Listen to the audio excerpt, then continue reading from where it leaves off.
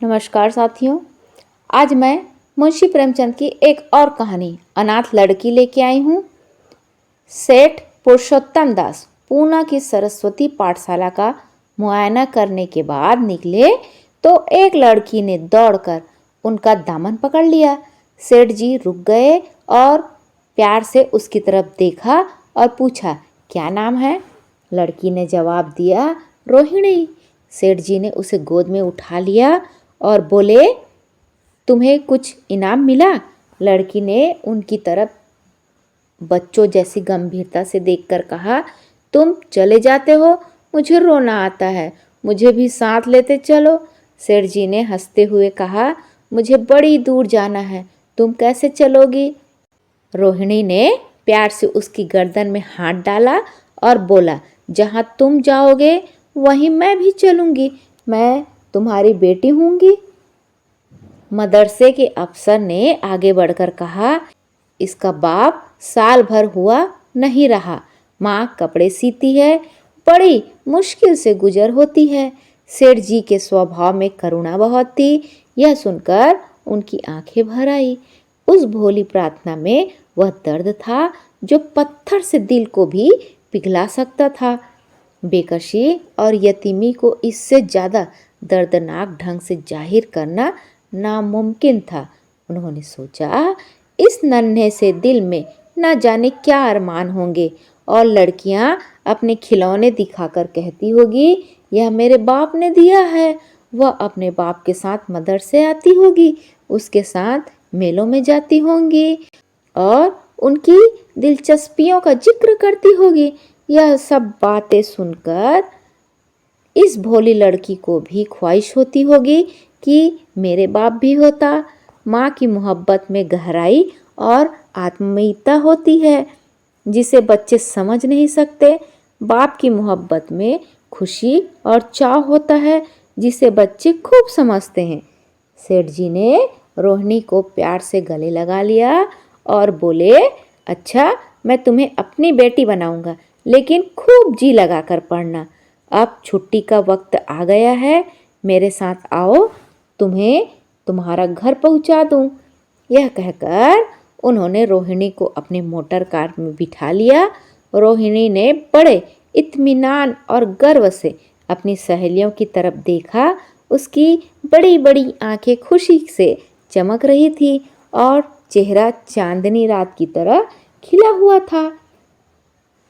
सेठ ने रोहिणी को बाजार खूब सैर कराई और कुछ उसकी पसंद से, कुछ अपनी पसंद से बहुत सी चीज़ें खरीदी।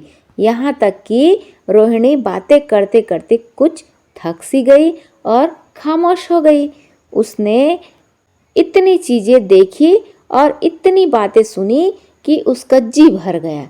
शाम होते होते रोहिणी के घर पहुँचे और मोटर कार से उतरकर रोहिणी को अब कुछ आराम मिला। दरवाज़ा बंद था। उसकी माँ किसी ग्राहक के घर कपड़े देने गई थी। रोहिणी ने अपने तोहफों को उलटना पलटना शुरू किया। खूबसूरत रबड़ के खिलौने, चीनी की गुड़िया जरा दबाने से चू चू करने लगती और रोहिणी यह प्यारा संगीत सुनकर फूली नहीं समाती थी। रेशमी कपड़े और रंग बिरंगी साड़ियों की कई बंडल थे, लेकिन मखमली बूटे की गुलकारियों ने उसे खूब लुभाया था। उसे उन चीज़ों के पाने की जितनी खुशी थी, उससे ज़्यादा उन्हें अपनी सहेलियों को दिखाने की बेचैनी थी। सुंदरी के जूते अच्छे सही, लेकिन उनमें ऐसे फूल कहाँ हैं? ऐसी गुड़िया उसने कभी भी नहीं देखी होगी। इन ख्यालों से उसके दिल में उमंग भर आई और वह अपनी मोहिनी आवाज में एक गीत गाने लगी।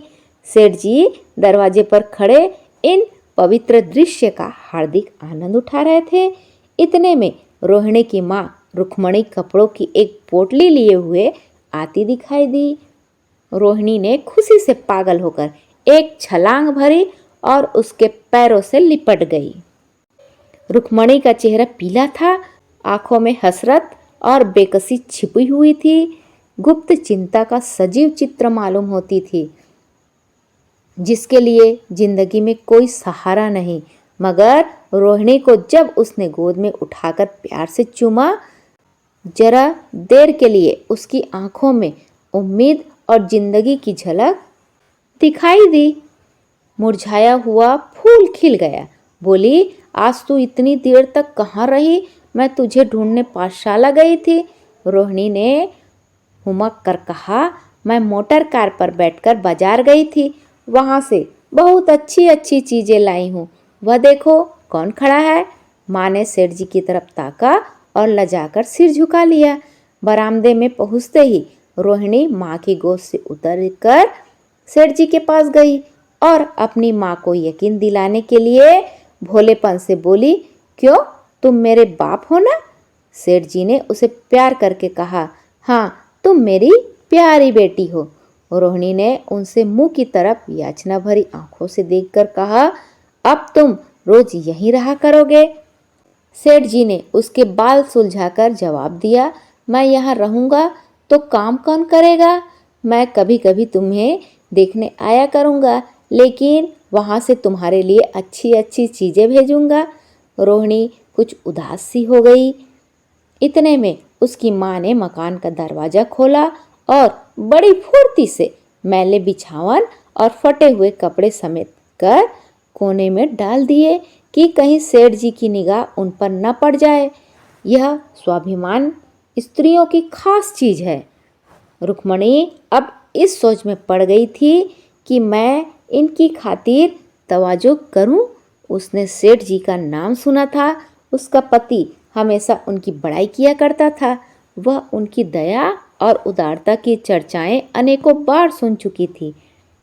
वह उन्हें अपने मन का देवता समझ रही थी। उसे क्या उम्मीद थी कि कभी उसका घर भी उसके कदमों से रोशन होगा, लेकिन आज वह शुभ दिन संयोग से आया तो वह इस काबिल भी नहीं कि उन्हें बैठने के लिए एक मोढ़ा दे सके। घर में पान और इलायची भी नहीं। वह अपने आंसुओं को किसी तरह न रोक सकी। आखिर जब अंधेरा हो गया, पास के ठाकुर द्वारे से घंटों और नगाड़ों की आवाज़ आने लगी तो उन्होंने जरा ऊंची आवाज़ में कहा, बाई जी, अब मैं जाता हूँ। मुझे अभी यहाँ बहुत काम करना है। मेरी रोहिणी को कोई तकलीफ ना हो। मुझे जब मौका मिलेगा उसे देखने आऊँगा। उसके पालने पोसने का काम मेरा है और मैं उसे बहुत खुशी से पूरा करूँगा। उसके लिए अब तुम कोई फिक्र मत करो। मैंने उसका वजीफ़ा बांध दिया है और यह उसकी पहली किस्त है। यह कहकर उन्होंने अपना खूबसूरत बटुआ निकाला और रुक्मणी के सामने रख दिया। गरीब औरत की आंखें में आंसू जारी थे। उसका जी बरबस चाहता था कि उसके पैरों को पकड़कर खूब रोए। आज बहुत दिनों के बाद एक सच्चे हमदर्द की आवाज़ उसके मन में आई थी। जब सेठ जी चले तो उसने दोनों हाथों से प्रणाम किया। उसके हृदय की गहराइयों से प्रार्थना निकली, आपने एक बेबस पर दया की है, ईश्वर आपको इसका बदला दे। दूसरे दिन रोहिणी पाठशाला गई। उसकी बाकी सज धज आंखों में खूबी जाती थी। उस्तानियों ने उसे बारी बारी प्यार किया और उसकी सहेलियां उसकी एक एक चीज़ को आश्चर्य से देखती और ललचाती थी। अच्छे कपड़ों से कुछ स्वाभिमान का अनुभव होता है। आज रोहिणी वह गरीब लड़की न रही जो दूसरों की तरह विवश नेत्रों से देखा करती थी। आज उसकी एक एक क्रिया से गर्व और चंचलता टपकती थी और उसकी जबान एकदम के लिए भी न रुकती थी। कभी मोटर की तेजी का जिक्र था, कभी बाजार की दिलचस्पियों का बयान, कभी अपनी गुड़ियों के कुशल मंगल की चर्चा थी और कभी अपने बाप की मोहब्बत की दास्तान। दिल था कि उमंगों से भरा हुआ था। एक महीने के बाद सेठ पुरुषोत्तम दास ने रोहिणी के लिए एक तोहफे और रुपये रवाना किए। बेचारी विधवा को उनकी कृपा से जीविका की चिंता से छुट्टी मिली। वह भी रोहिणी के साथ पाठशाला आती और दोनों माँ बेटियां एक ही दर्जे के साथ साथ पढ़ती। लेकिन रोहिणी का नंबर हमेशा माँ से अव्वल रहा। सेठ जी जब पूना की तरफ से निकलते तो रोहिणी को देखने जरूर आते और उनका आगमन उनकी प्रसन्नता और मनोरंजन के लिए महीनों का सामान इकट्ठा कर देता।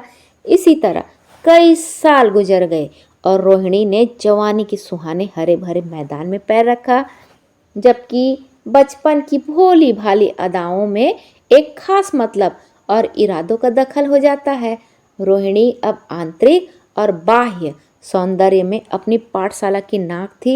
हाव भाव में आकर्षक गंभीरता, बातों में गीत का सा खिंचाव और गीत का सा आत्मिक रस था।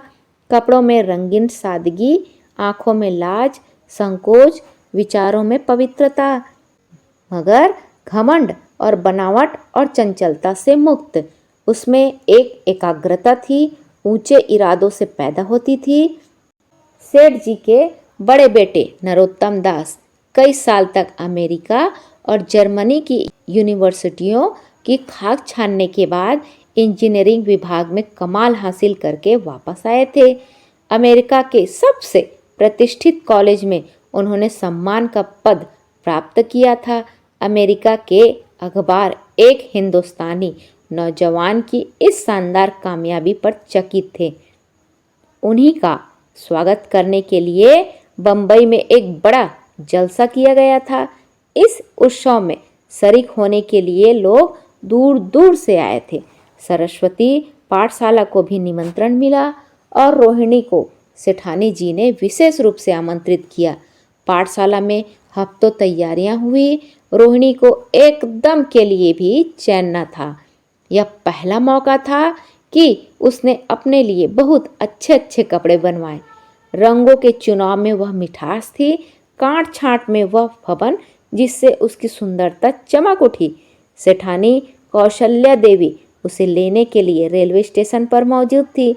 रोहिणी गाड़ी से उतरते ही उनके पैरों की तरफ झुकी, लेकिन उन्होंने उसे छाती से लगा लिया और इस तरह प्यार किया कि जैसे वह उनकी बेटी है। वह उसे बार बार देखती थी और आंखों से गर्व और प्रेम टपक पड़ता था। इस जलसे के लिए ठीक समुंदर के किनारे एक हरे भरे सुहाने मैदान में एक लंबा चौड़ा शामियाना लगाया गया था। एक तरफ आदमियों का समुद्र उमड़ा हुआ था, दूसरी तरफ समुद्र की लहरें उमड़ रही थी। गोया वह भी इसी खुशी में शरीक थी। जब उपस्थित लोगों ने रोहिणी बाई के आने की खबर सुनी तो हजारों आदमी उसे देखने के लिए खड़े हो गए।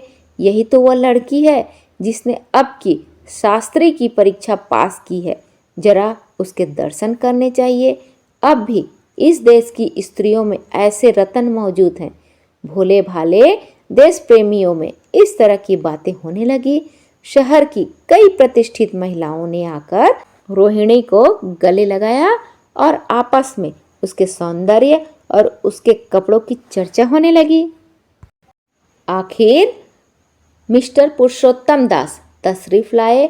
हालांकि वह बड़ा शिष्ट और गंभीर उत्सव था, लेकिन उस वक्त दर्शन की उत्कंठा पागलपन की हद तक जा पहुंची थी। एक भगदड़ सी मच गई। कुर्सियों की कतारें गड़बड़ हो गई। कोई कुर्सी पर खड़ा हुआ, कोई उसके हथों पर। कुछ मनचले लोगों ने शामियाने की रस्सियां पकड़ी और उन पर जा लटके कई मिनट तक। यही तूफान मचा रहा। कहीं कुर्सियां टूटी, कहीं कुर्सियां उल्टी, कोई किसी के ऊपर गिरा, कोई नीचे। ज्यादा तेज लोगों में धौल धप्पा होने लगा। तब बीन की सुहानी आवाज आने लगी। रोहिणी ने अपनी मंडली के साथ देश प्रेम में डूबा हुआ गीत शुरू किया। सारे उपस्थित लोग बिल्कुल शांत थे और उस समय वह सुरीला राग, उसकी कोमलता और स्वच्छता, उसकी प्रभावशाली मधुरता, उसकी उत्साह भरी वाणी दिलों पर वह नशा सा पैदा कर रही थी जिससे प्रेम की लहरें उठती है, जो दिल से बुराइयों को मिटाता है और उससे जिंदगी की हमेशा याद रहने वाली यादगारें पैदा हो जाती है। गीत बंद होने पर तारीफ की एक आवाज़ न आई। वही ताने कानों में अब तक गूंज रही थी। गाने के बाद विभिन्न संस्थाओं की तरफ से अभिनंदन पेश हुए और तब नरोत्तम दास लोगों को धन्यवाद देने के लिए खड़े हुए, लेकिन उनके भाषण से लोगों की थोड़ी निराशा हुई। यूं दोस्तों की मंडली में उनकी वक्रता के आवेग और प्रवाह की कोई सीमा नहीं थी, लेकिन सार्वजनिक सभा के सामने खड़े होते ही शब्द और विचार दोनों ही उनसे बेवफाई कर जाते थे। उन्होंने बड़ी बड़ी मुश्किल से धन्यवाद के कुछ शब्द कहे और अब अपनी योग्यता की लज्जित स्वीकृति के साथ अपनी जगह पर आ बैठे। कितने ही लोग उनकी योग्यता पर ज्ञानियों की तरह सिर हिलाने लगे। अब जलसा खत्म होने का वक्त आया।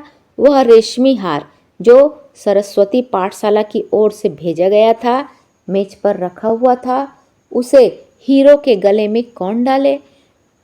प्रेसिडेंट ने महिलाओं की पंक्ति की ओर नजर दौड़ाई। चुनने वाली आंख रोहिणी पर पड़ी और ठहर गई। उसकी छाती धड़कने लगी, लेकिन उत्सव के सभापति के आदेश का पालन आवश्यक था। वह सर झुकाए हुए मेज के पास आई और कांपते हाथों से हार को उठा लिया। एक क्षण के लिए दोनों की आंखें मिली और रोहिणी ने नरोत्तम दास के गले में हार डाल दिया। दूसरे दिन सरस्वती पाठशाला के मेहमान विदा हुए, लेकिन कौशल्या देवी ने रोहिणी को न जाने दिया। बोली, अभी तुम्हें देखने से जी नहीं भरा है। तुम्हें यहाँ एक हफ्ता रहना होगा। आखिर मैं भी तो तुम्हारी माँ ही हूँ। एक माँ से इतना प्यार और दूसरी माँ से इतना अलगाव। रोहिणी कुछ जवाब नहीं दे सकी। यह सारा हफ्ता कौशल्या देवी ने उसकी विदाई की तैयारियों में खर्च कर डाला। 7वें दिन उसे विदा करने के लिए स्टेशन तक गई। चलते वक्त उससे गले मिली और बहुत कोशिश करने पर भी आंसुओं को न रोक सकी। नरोत्तम दास भी आए थे। उनका चेहरा उदास था। कौशल्या ने उनकी तरफ सहानुभूतिपूर्ण आंखों से देखकर कहा, मुझे यह तो ख्याल ही नहीं रहा। रोहिणी क्या यहाँ से पूना तक अकेली जाएगी? क्या हर्ज है, तुम ही चले जाओ, शाम की गाड़ी से लौट आना। नरोत्तम दास के चेहरे पर खुशी की लहर दौड़ गई, जो इस शब्दों में न छिप सकी। अच्छा, मैं ही चला जाऊंगा। वह इस फिक्र में था कि देखे विदाई की बातचीत का मौका भी मिलता है या नहीं। अब वह खूब जी भरकर अपने दर्द दिल सुनाएंगे और मुमकिन हुआ तो उस लाज संकोच को जो उदासीनता के पर्दे में छिपी हुई है मिटा देंगे। रुक्मणी को अब रोहिणी की शादी की फिक्र पैदा हुई। पड़ोस की औरतों में इसकी चर्चा होने लगी थी। लड़की इतनी सयानी हो गई है, अब क्या बुढ़ापे में ब्याह होगा?